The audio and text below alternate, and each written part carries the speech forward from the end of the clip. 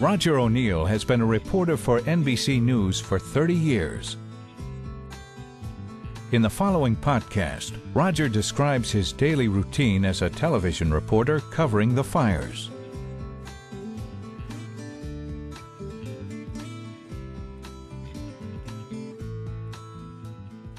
I don't know that I'd call it a problem as much as it was a logistical issue.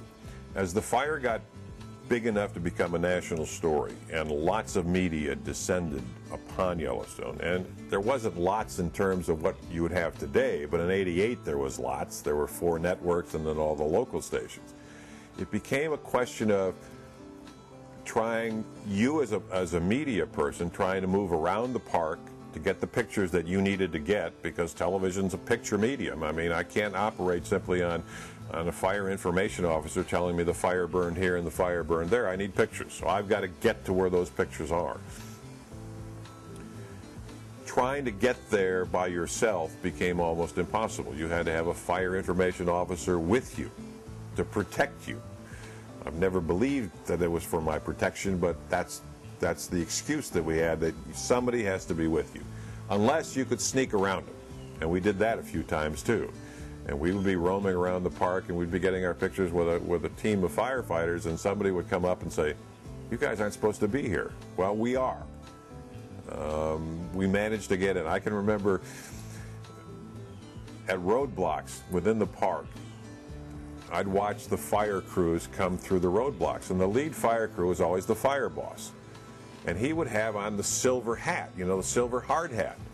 And the rest of the firefighters had on yellow hats or yellow hard hats. And it was beginning harder for us to move with the firefighters independently, without a fire information officer hanging on and saying, "You can't go there, you can't go here, we'll let you go there."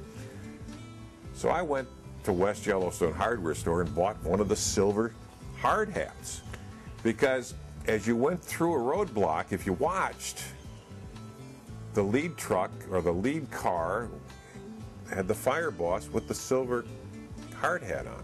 I got a silver hard hat, I put it on, and I got through a couple of roadblocks without being stopped because I had the silver hard hat on. Camera crew had the camera down below the windshield, right? But we were able to get through because we looked right. We had the yellow Nomex on. We looked just like a fire crew. But with the silver hat, I looked like a fire boss. And that was a great way to, I mean, it became a cat and a mouse game in essence, because you wanted to work independently.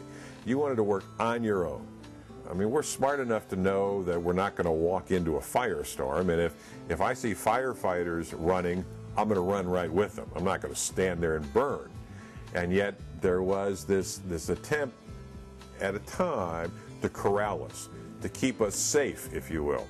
I don't think they were trying to hide anything, but they were trying to keep us on a leash. And if there's one thing a news person hates, is to be on a leash, because he's afraid that he's not being told what's going on. So you do these games with fire information officers or police officers or roadblocks. If there's a roadblock there and there's a road around it, I'm going to take the road around it. It's the nature of the beast, if you will.